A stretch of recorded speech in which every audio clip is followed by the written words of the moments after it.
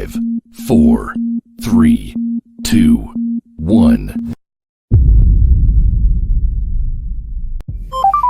On the brakes, Leclerc has that inside line. Perez goes off the track, comes to chicane, off goes Leclerc, through goes Hamilton. Unbelievable stuff.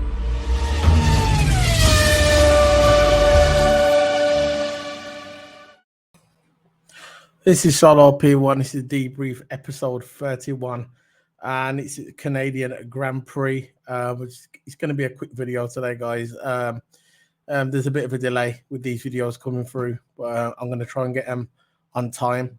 For all you iTunes and Spotify listeners, can you please recommend the video to your friends, put it out there in the algorithm so we can try and grow the iTunes and whatever podcasts you listen to, whatever platform we're on there. We're going to try and grow it on the audio platform and also on YouTube as well. So you can remember to hit the subscribe button and follow us on Twitch and YouTube as well. So enough with all that. We're going to talk about the Canadian Grand Prix quite briefly. But I'm going to bring in my partner in crime, TOTO Hammer. Yeah, big up, man. So this is the Canadian Grand Prix debrief. It's not going to be a quick one. So your thoughts on the Canadian Grand Prix overall? I liked it. I love the race. I absolutely liked it. You know, had a mixture of wet conditions, dry conditions. It was absolutely amazing. Mixture of strategy. You know, the wet tires to intermediate tires to slicks.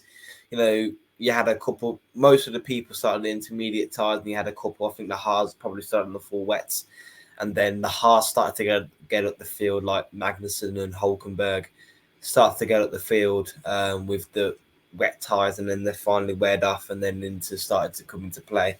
Yeah. But look, I liked the race. It was enjoyable.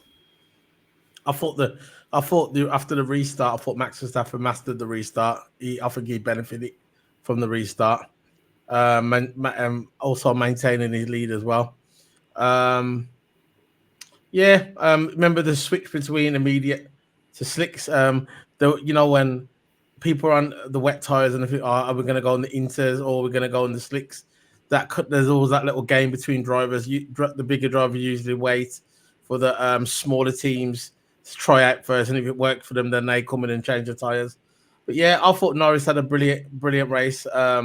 He obviously didn't win, but he wasn't far off. He's slowly chipping away at Max Verstappen, and hopefully when it gets to Silverstone, that he's really there with him. So at least every race he can compete with him, not just Max Verstappen pulling away, which we know that doesn't happen anymore.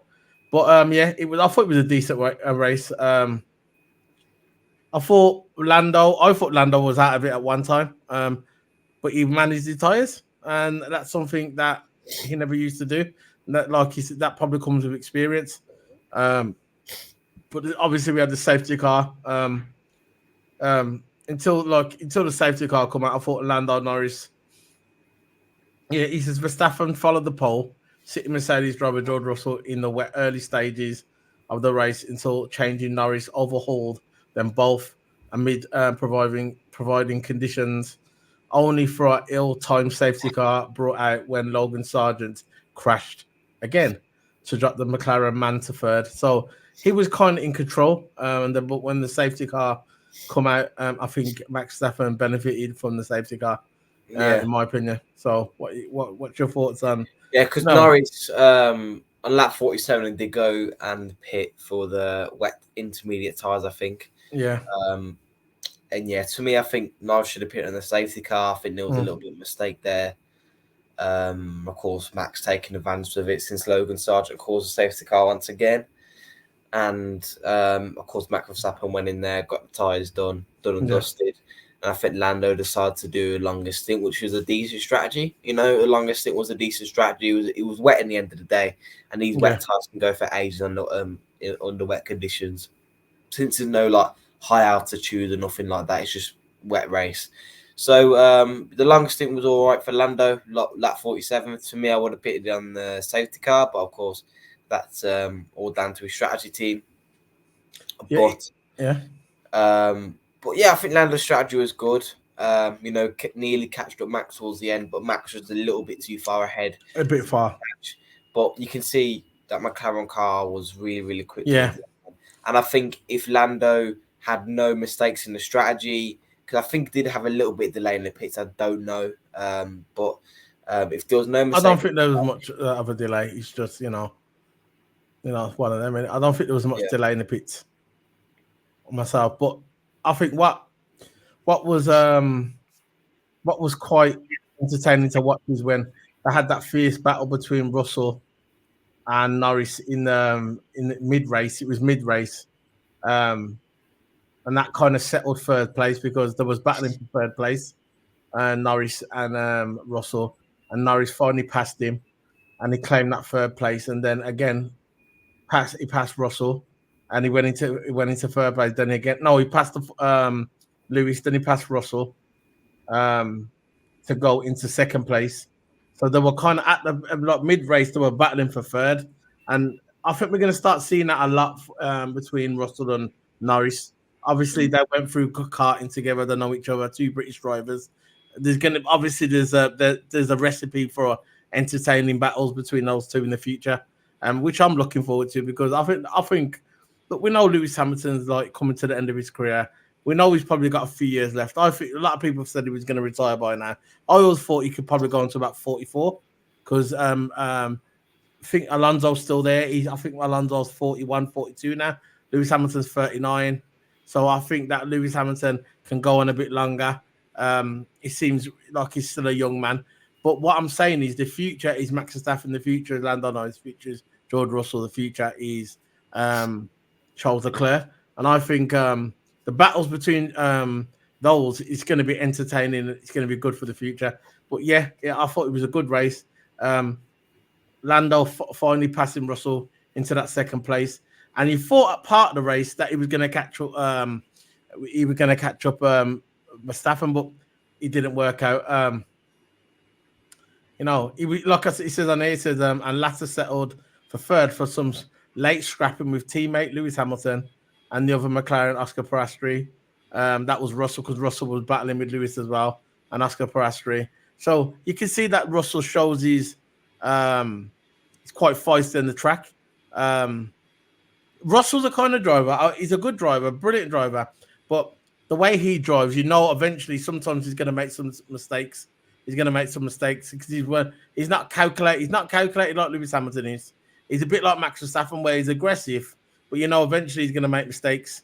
And when it comes wheel to wheel, he's going to ping someone. It's always the way. But anyway, yeah, I thought it was an all right race. I'm sorry it's going to be a short one.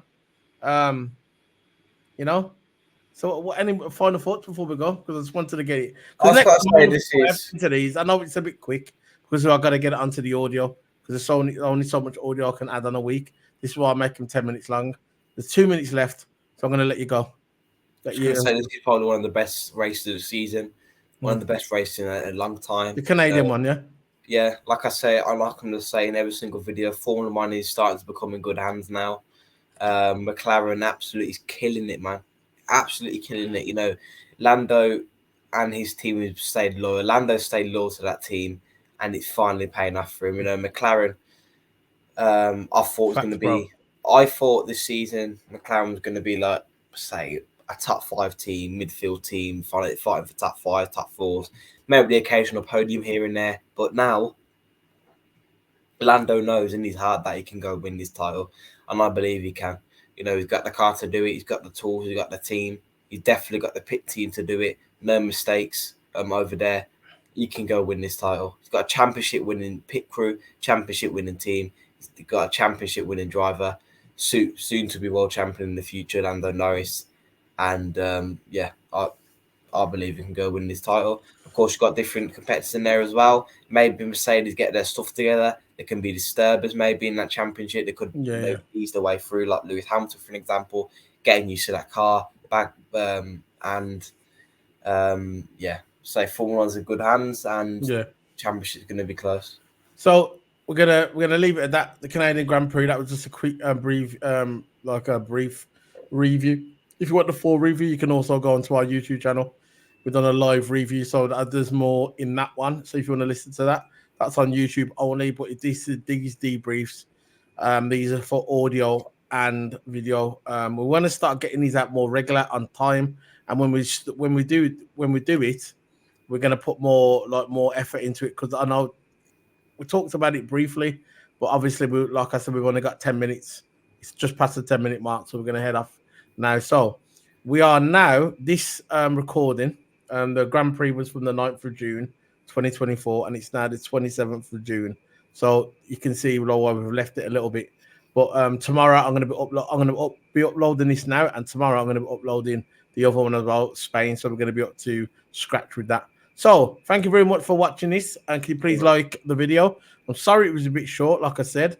And for all you guys that are watching on audio, iTunes, and Amazon Music and Stitcher, remember to recommend the video to your friends. So see you later, guys. Big up Toto. See you later, guys. Bye. 5, 4, 3, 2, 1.